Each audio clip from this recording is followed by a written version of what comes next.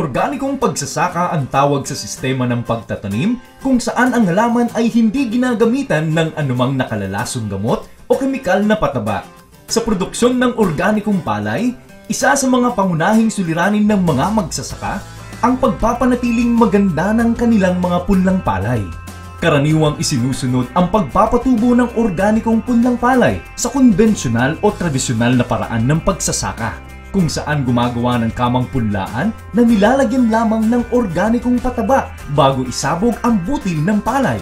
Ngunit bago pa maglipat tanim, naninilaw na ang mga punlang palay.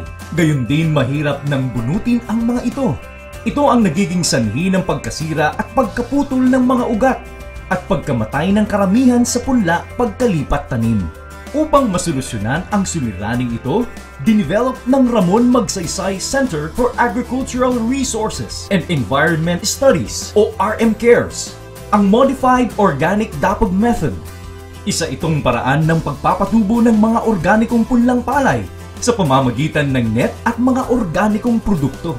Sa pamamagitan nito, napadadali ang pagbubunot ng punla, naiiwasan ang pagkaputol ng mga ugat ng palay, napabibilis ang pagdala sa lugar ng pagtataniman at nagiging mas magaganda ang punla dahil sa baon nitong nutrihino mula sa mga inilagay na organikong pataba. Maaring makapaglipat tanim matapos ang 14 hanggang 21 araw pagkapunla. Ihanda ang punlaan 1 linggo bago isabog ang ibinabad na binhi ng palay. Araruhin ang inihandang pagpupunlaan. Patubigan ito ng may lalim na 2 hanggang 3 sentimetro.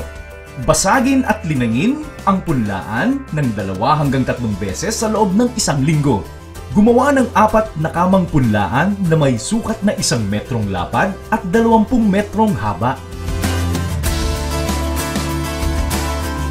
Maghanda ng 40 kilong binhi para sa 1 ektaryang taniman.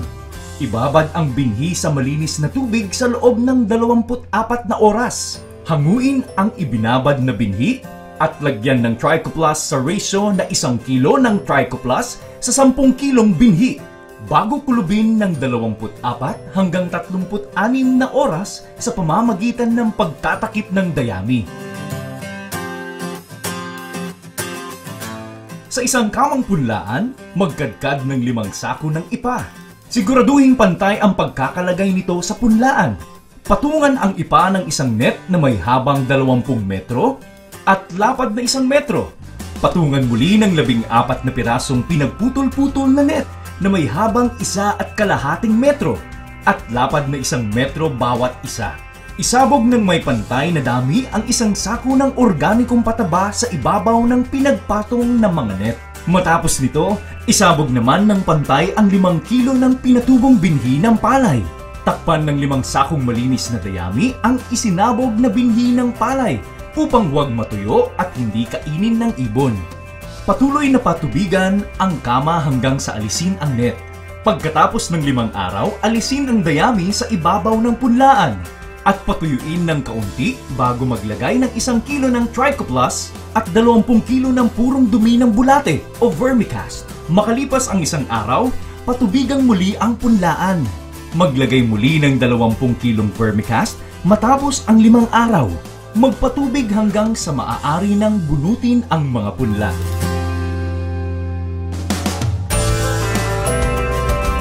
Patubigan ang pinitak sa loob ng 2 linggo bago ang paglilipat tanim.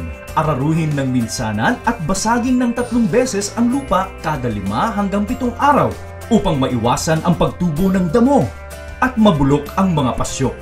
Ayusin ang lahat ng mga pilapil para mapanatili ang tubig sa bawat pinitak.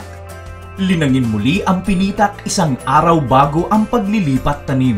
Maglagay ng 4 na toneladang organikong pataba kada ektarya, kasabay ng huling paglilinang. Ibatay ang pataba sa ginawang pagsusuri ng inyong lupa.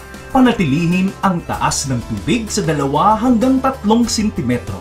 Ilipat tanim ang punla na may gulang na 14 hanggang 21 araw.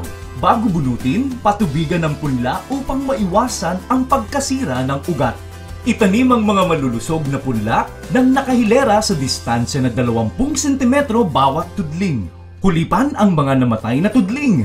2 araw pagkatapos maglipat tanim. Isprayan ang mga tanim ng mga organic supplements gaya ng fermented cacahuate extract, fermented banana extract, at fish amino acid. 1 linggo pagkatanim.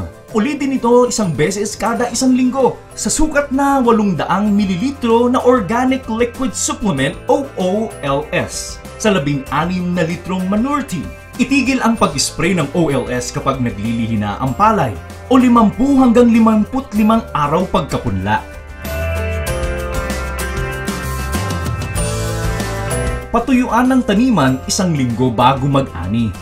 Anihin ng palay kapag 85% ng mga butil ay hinog na. Giikin ng bagong aning palay 1 araw pagkatapos gapasin. Ibilad ang palay ng 2 hanggang 3 araw.